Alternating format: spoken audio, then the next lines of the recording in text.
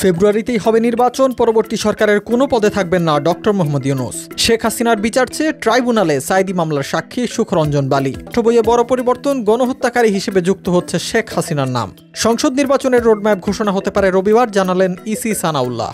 ডাকসুতে অদ্ভুত ইশতেহার, জেনজি স্টাইলে প্রচারণা নিয়ে আলোচনায় আশিকুর। ডেঙ্গুতে গত 24 ঘন্টায় প্রাণ গেল 5 জনের। পুরুষদের নয়, পিতৃতন্ত্রকে অপছন্দ করেন বাঁধন। জাতীয় নির্বাচন আগামী ফেব্রুয়ারিতে হবে। এরপর যে সরকার আসবে সেখানে নির্বাচিত বা নিযুক্ত কোনো পদেই আমি থাকব না, এমন কথা নিজেই জানিয়েছেন প্রধান উপদেষ্টা ডক্টর মোহাম্মদ ইউনূস।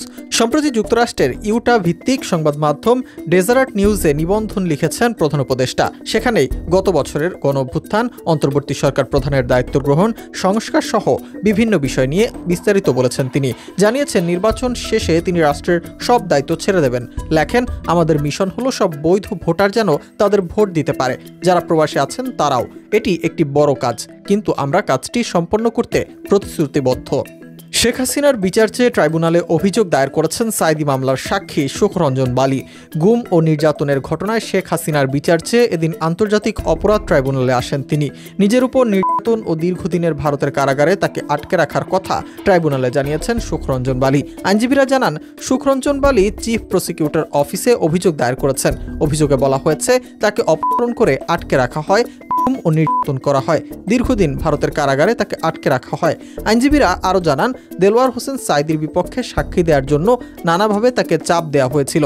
তবে সুখরঞ্জন বলেছেন, তার ভাইকে যারা মেরেছিল তখন সেখানে উপস্থিত ছিলেন না দেলোয়ার হোসেন সাঈদী।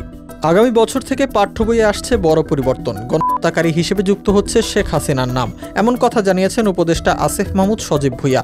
জানিয়েছেন, নতুন পাঠ্যপুস্তকে যুক্ত করা হবে জুলাই গণঅভ্যুত্থানের ইতিহাস, বিগত 4টি নির্বাচন নিয়ে তথ্য। ফেসবুক পোস্টে তিনি লেখেন, বিভিন্ন শ্রেণীর পাঠ্য বইয়ে গণহত্যাকারী হিসেবে যুক্ত হচ্ছে শেখ হাসিনার নাম। প্রজন্ম থেকে প্রজন্মের কাছে 24-এর গণঅভ্যুত্থানের ইতিহাস ও স্বৈরাচারের বিরুদ্ধে এদেশের মানুষের সংগ্রামের গল্প পৌঁছে দিতে পাঠ্যপুস্তকে এ বড় পরিবর্তন আসছে বলে উল্লেখ করেন তিনি।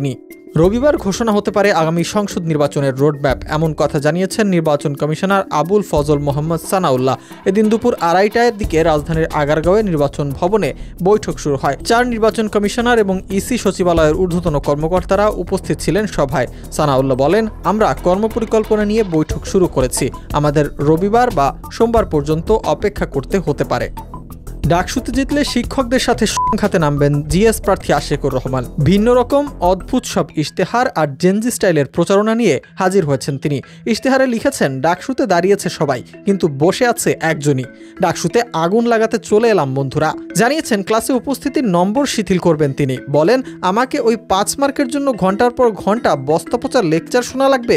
এর থেকে ক্লাস না করে ভালো রেজাল্ট করা যায়। অ্যাটেন্ডেন্স 70 থেকে 75% হলেই ফুল মার্ক দেওয়া উচিত, আর 50% থাকলেও পরীক্ষায় বসতে দেওয়া উচিত। কিউএস র্যাঙ্কিং দিয়ে আদৌ কি কিছু হয়? আমাদের ঘাড়ের উপর পা দিয়ে যাতে ওঠার চেষ্টা করলে হবে না। আপনারা আমাকে সমস্যাগুলো বলবেন, সেটা নিয়ে দায়িত্বশীলদের সাথে ফাটাফাটি করার দায়িত্ব আমার। এটা জেনজির জন্য। আমার পোস্টার, প্রচারণা সবই জেনজি স্টাইলে হবে। গত 24 ঘন্টায় ডেঙ্গুতে প্রাণ গেছে মোট 5 জনের। হাসপাতালে ভর্তি হয়েছেন 311 জন। চলতি বছরে এখন পর্যন্ত ডেঙ্গুতে প্রাণ গেল 110 জনের। হাসপাতালে এ পর্যন্ত ভর্তি হয়েছেন 27,782 জন। স্বাস্থ্য অধিদপ্তরের নিয়মিত সংবাদ বিজ্ঞপ্তিতে এসব তথ্য জানানো হয়েছে। এবছর ডেঙ্গুতে সর্বোচ্চ প্রাণহানি হয়েছে বরিশালে। বিভাগে মোট প্রাণ গেছে 82 জনের। এদিকে জুলাই মাসে সর্বোচ্চ 41 জনের প্রাণহানি হয়েছে। আমি পুরুষদের অপছন্দ করি না, আমি অপছন্দ করি পিতৃতন্ত্রকে, আর যারা সেটাকে লালন করেন তাদের, এমন মন্তব্য করেছেন অভিনেত্রী আজমেরী হক বাঁধন। নিজের জীবনে পুরুষদের ভূমিকা ও অভিজ্ঞতা জানিয়ে একটি দীর্ঘ স্ট্যাটাস দিয়েছেন তিনি। লেখেন, আমি পিতৃত্ব পছন্দ করি না বা যারা এটি ধরে রাখে।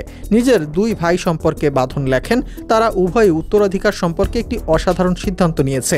তারা কঠোরভাবে শরিয়া আইন অনুসরণ না করার সিদ্ধান্ত নেয়, কিন্তু পরিবর্তে আমার সাথে এটি সমান ভাগে ভাগ করে নেওয়ার সিদ্ধান্ত নিয়েছে। আমি এটা পছন্দ করি না যে তাদের আমাকে দিতে হবে, যেন এটা তাদের দিয়ে শুরু করা হয়েছিল, কিন্তু এটাই আমাদের সিস্টেমের বাস্তবতা। স্ট্যাটাসের শেষে তিনি লেখেন, আমাকে ভুল বুঝবেন না, আমি পুরুষদের অপছন্দ করি না, আমি পিতৃতন্ত্রকে অপছন্দ করি এবং হ্যাঁ, আমি পুরুষদের পছন্দ করি।